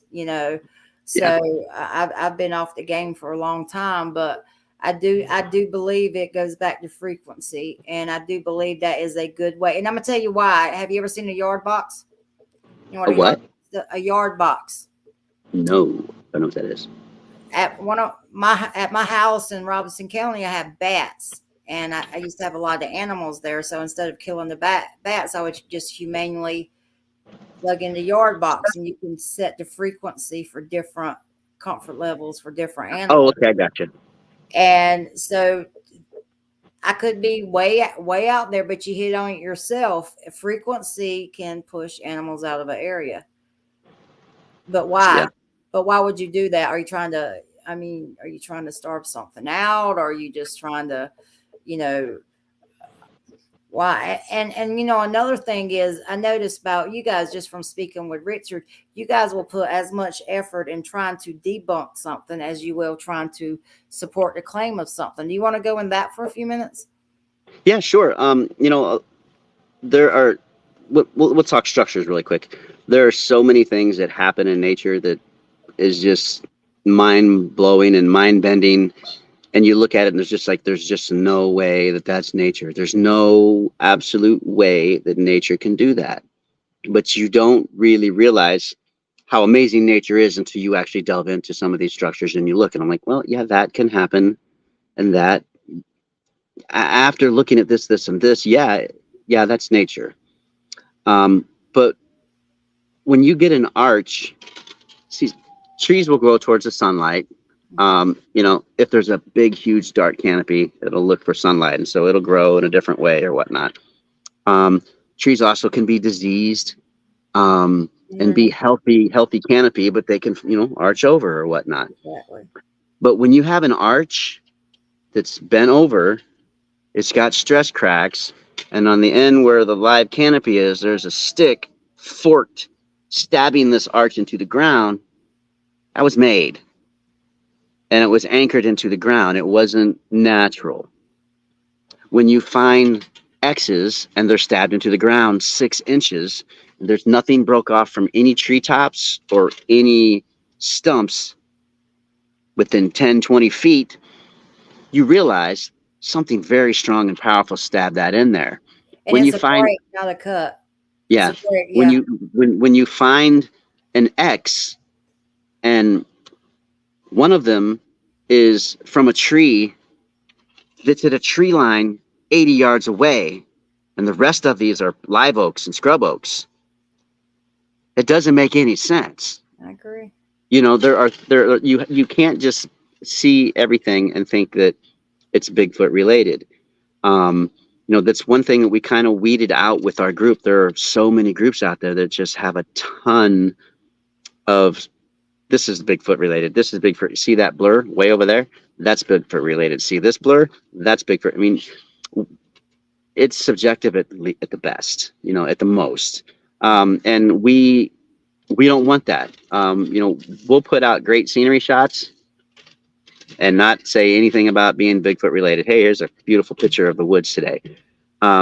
We do not make any claims. We had something that was amazing that we almost put out. And one of us went back and looked at the original, and we couldn't. So somebody had looked at one of our pictures, and they zoomed in, and they saw something. And then they sent it to us. Not most people may know, but for those that don't, when you send a picture through text or when you send a picture through Messenger, it gets degraded. If you take it off of Facebook, it's degraded once. And then when you send it, it's degraded again.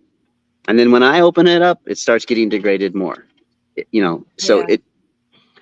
we looked at this thing, and this thing looked like this giant gorilla man. You could see the head, the traps, these beach ball sized shoulders, these massive arms come down. This thing was standing like this, giant legs. It was incredible. And we were like, how did we not see this? Yes, it was on the other side of the canal, but it's a clear, sunny day. I get it that it's in this viney thing, but how did we not see this? This is stupid. We were so excited. I mean, we almost put that. We're like, look at the muscle definition on this thing. We could not believe it. And I can't remember who it was that went back and looked at the original, and it's not there. You look at the original and you zoom in, and like, there's nothing there. So when you put something on a platform, it kind of goes through a process. Mm-hmm. Then when you take it off a platform, once you start zooming that in, now it's a digital zoom instead of whatever, and analog or whatever it's called.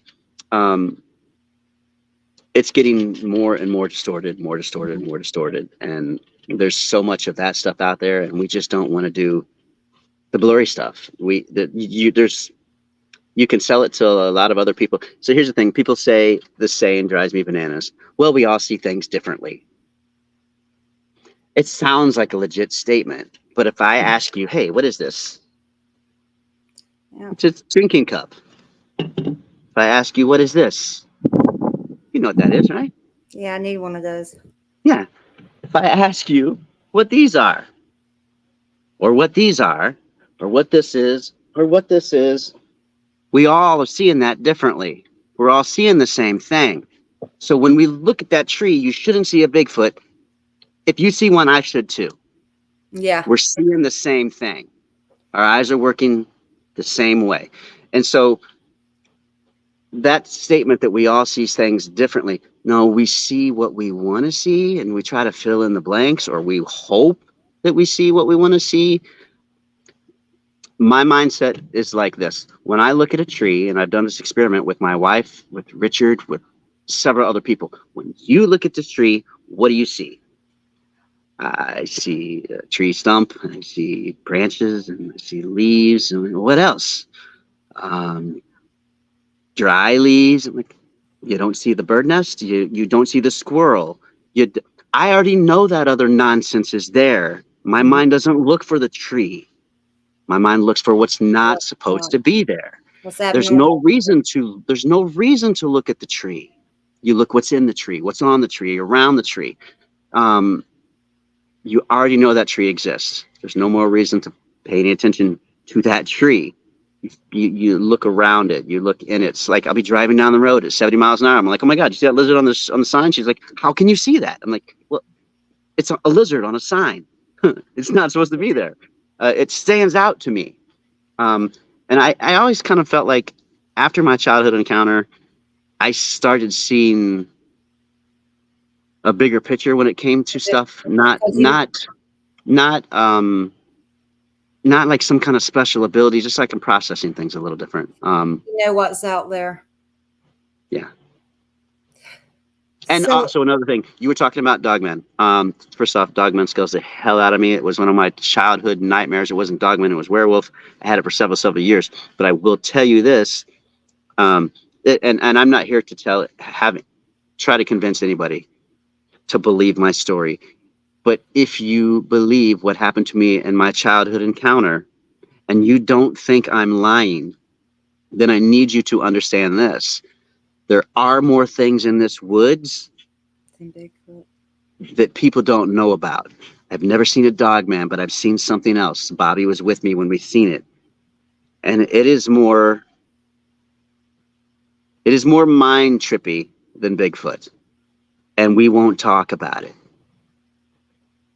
Because it is more mind trippy than Bigfoot. There are other things out there besides Bigfoot. And when we seen what we seen when we were in Ocala National Forest, we drove on Bobby's side by side when we seen it, and I kept seeing this, and I kept seeing it, and I kept seeing it. This isn't what everything else is that we're seeing. This is something different. This is something different. And when we seen it, and we both locked eyes on it.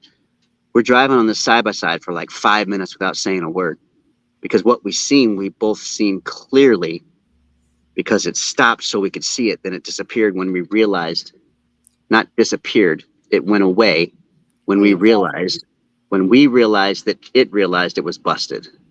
We drove for like 5 minutes on the trail for like, without saying a word, without saying a word. And I'm like, I look over to Bobby and I'm like, are we really not going to talk about what we just been seeing? And he's like, he said the words, and, I'm like, yeah, that's what we seen. And this is being ridiculed about Bigfoot's one thing. My integrity is really important to me.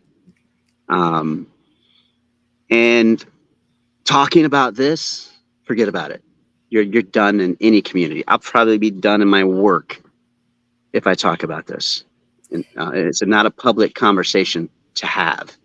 But we both I got on YouTube. I'm like, there's no fucking way that we're the only ones that's ever seen this. There's no way that we've ever seen this. That nobody else has ever seen this. There's absolutely no way.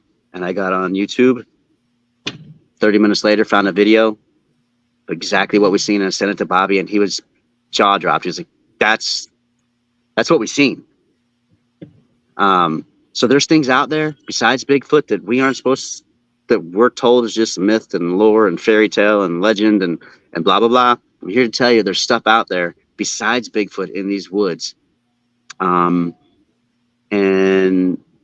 you just need to have an open mind about, even if you don't want to believe my encounter, at least have it in the back of your mind. So when you do go hiking and you do go camping, if you hear something, at least it'll be on your mind, and it won't be that big of a sudden realization that it will change your life.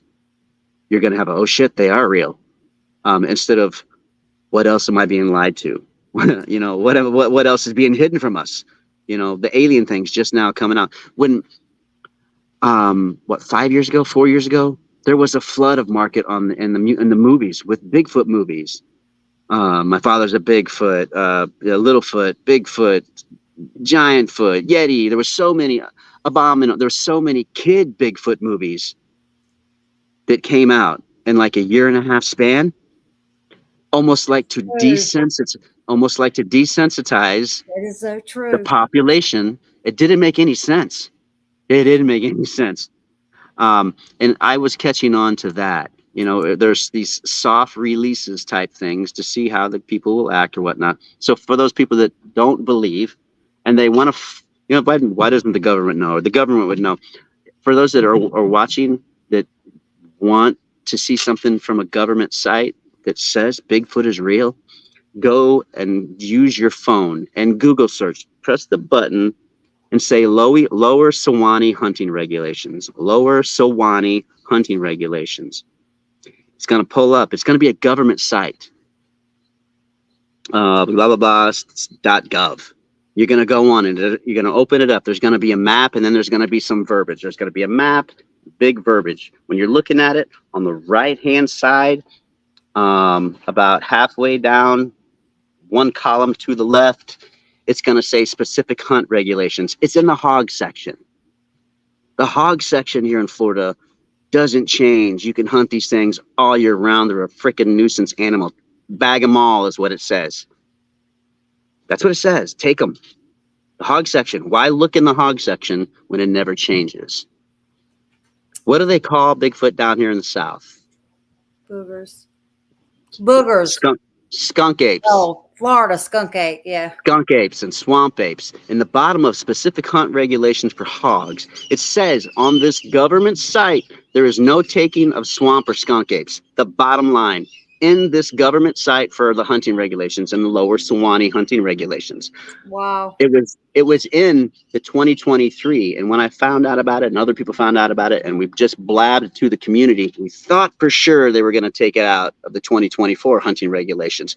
It's still in there for the lower Sewanee hunting regulations for 2024. Do you think there's a difference between a swamp or a skunk ape and a Bigfoot? I don't. I don't. I mean, the term for swamp ape, skunk ape came because I think originally the person that seen what they seen, it had like a grayish, Yeah, like I remember kind that. of like a stripe down the back of its back and up part of its head, like a skunk. Um, like between its shoulder blades and up its neck and head. And I think that's what termed it skunk ape. So being 5 foot away from two different ones, I've never smelled anything that I can remember. It was so long ago. My fear overtook everything. So I'm not going to say that there wasn't, but I can tell you this: when I was 5 feet away from the one at the window and the flashlight went across its eyes, there was no eye shine. Really? There was no eye shine. Flashlight went across its eyes. There was no eye shine, not at my angle. Now, when Richard and I were camping, and I think he told the story when we were camping, and he heard the owls, and the owls went off. Now, there are people that sound like that make statements that, like, it sounded like an owl, but it sounded like a 600-pound owl. I've heard that statement before, and I'm like, then it's not an owl. If it sounds like it's a 600-pound owl.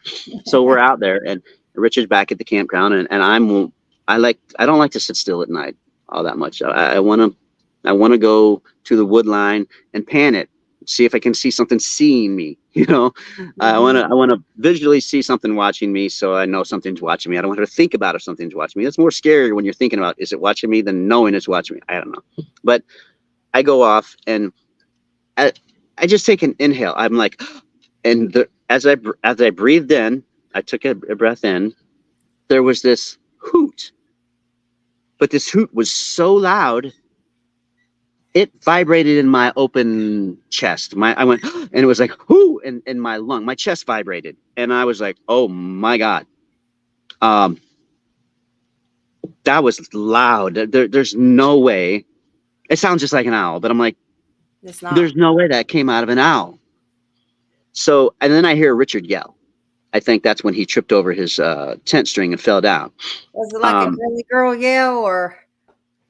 It was like no, Richard don't girly girl yell. He kind of panic yells like jump or or whatever. I think it was just one of those, probably a curse word involved with him trying to stand his ground but be safe doing it, and he tripped over his tent. And I've got to give I got to give a jab on Richard in there. So thank you. You can't go through a day without jabbing Rich. You have to. All right. And I'm walking back, and I can see Rich, and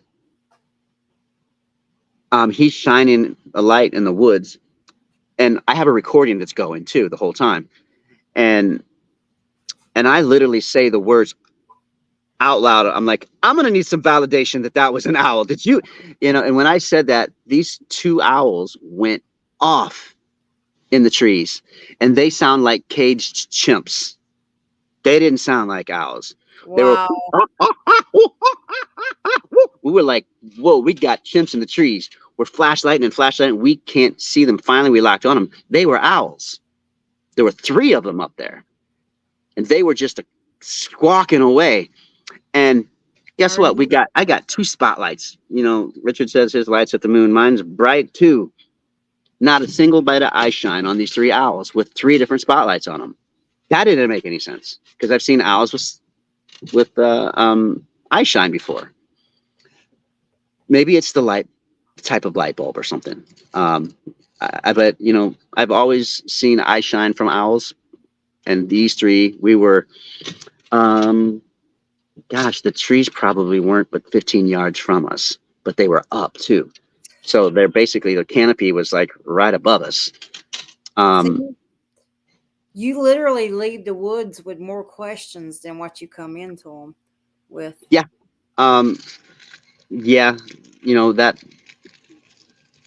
That place is a good place. When we did the 168, there was a couple people that had visual of a black Sasquatch, kind of knelt down, leaning up against a tree or something, and they were looking through the phone viewfinder, and then they kind of stood up to look back down, trying to get it zoned in, and when they looked back, after both of them seeing it the first time, when they looked down, it was gone. And then it's that same area where there was 8-10 people out there, mass sighting of several orbs. Wow. And then that's all they wanted to do after that was these orbs were something amazing to them, and they wanted to look for orbs. And I didn't. I was looking for the hairy thing, hairy scary. For me, it was just I'm not going down that alley until it presents itself. I'm not looking down that road until it presents itself. And for me, if it presents itself, it doesn't mean it's Bigfoot related. It could be two different things simultaneously going on. And I'm not saying that it wouldn't be Bigfoot. If a Bigfoot stepped out of an orb, I've got to now accept Bigfoots can come out of orbs. But I'm not going to put the two together until evidence presents itself to me that they're together. If that makes any sense. It does, but you just go further and further down the rabbit hole because what you think a year, like what I think now, if I'm hitting the woods a lot and I'm really doing some serious research, a year from now, I'm like, I would have never thought that. I thought I would never, this would never ever come out of my mouth. But you're saying it, and you're like, does this go together? But we've been going on for 2 hours, and I know you have a family, and I know you're a big family person. I'll say one more thing for if there's any researchers that are here in Florida, a couple things. Most researchers don't know. They should, but they don't.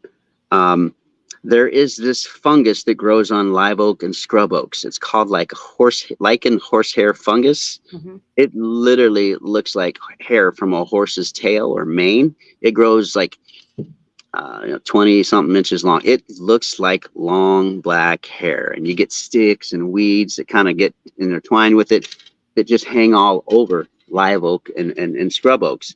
And a lot of researchers are collecting this stuff and touting it as hair, but it is not. They need to be aware of that, because when Bobby and I came across it, we were like, oh my God, here's some. Oh my God, here's some. I'm stuffing it in my pockets. I'm stuffing it in this pocket. My pockets are full. I got some in my backpack. Finally, I run out of it. I took my phone out of the case, put some hair behind in the case, and then I put my phone on it so I'd have some hair stuck with me, if I lost the ones in my pocket.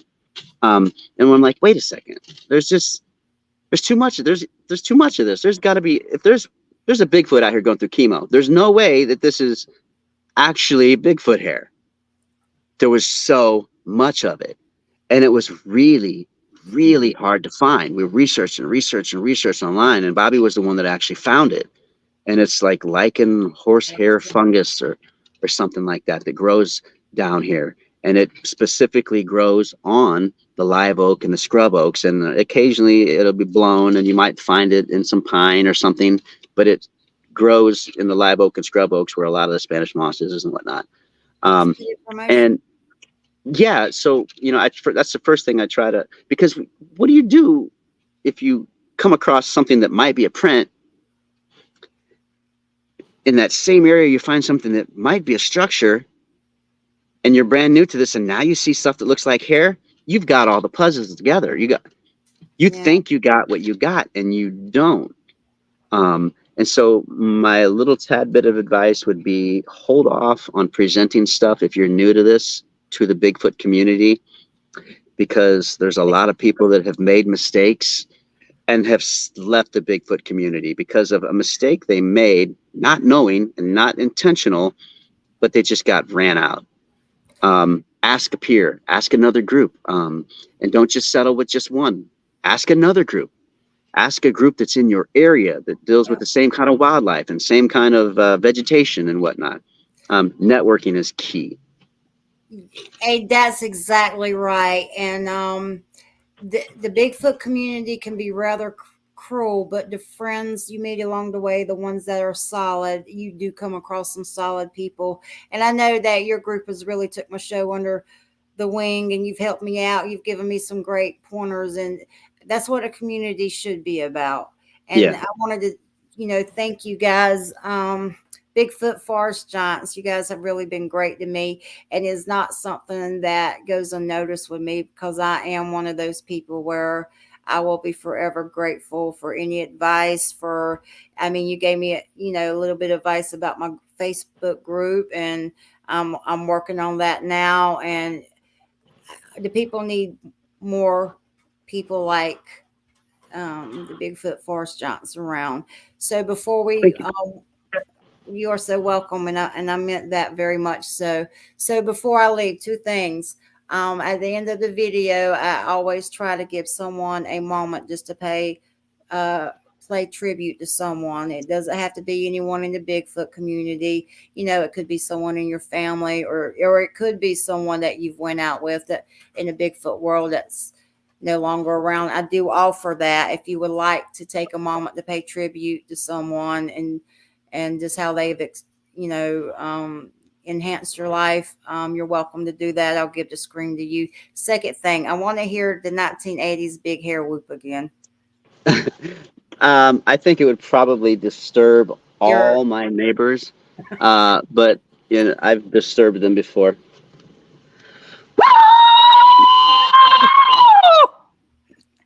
Thank you for that. And that has gotten many response, and almost 90% of the time the coyotes respond to. Yeah, that is awesome. So would you like to do a quick tribute to someone? Oh gosh, I could do a quick tribute to a lot of people. I'm My giving you daughter, my daughter's 4. She's autistic. She's got a lot of things in life stacked up against her. Being 4, autistic, nonverbal, sensory issues. She has a mitochondrial disorder. Currently, at this time, she is in a file all by herself at the Boston Children's Hospital because she's the only known case that they have for the disorder that she has. She walks around with a lactic acid level 5 times higher than a normal person would have. So we have to have her blood drawn 6 times or every 6 months to make sure that her liver and her kidneys and her brain and her heart aren't being affected by it. It is a struggle with this little girl every day, but every day we're finding little milestones that she's hitting in order like any other child, but like 18 months behind. She has made me the strongest and the weakest that I have been in the same second. She is my world, and she has inspired me. One day at work, I was thinking about her, and this stupid thought popped in my head that I should write a children's book. So I wrote a children's book that day and got it published. My daughter's name is Carlee, and the book is called Carlee the Princess Dragon. It has nothing to do with autism. It is just about a baby dragon who was born, hatched, and just had a whole bunch of adventures on the very first day. And we got a buddy, Mike, one of our guys in the research, who's struggling with some health issues, and he moved to New York temporarily to take care of some family loss that he's had there, and hope he gets better, and hopefully he can make it back down here as well. We miss Mike. And anybody out there that's struggling with anything, man, just hang in there. I am better today because of yesterday, and I'll be better tomorrow because of today. So just hang in there. You got this. We got you. You'll be okay. Reach for help wherever you can find it, and you'll be good. We got you.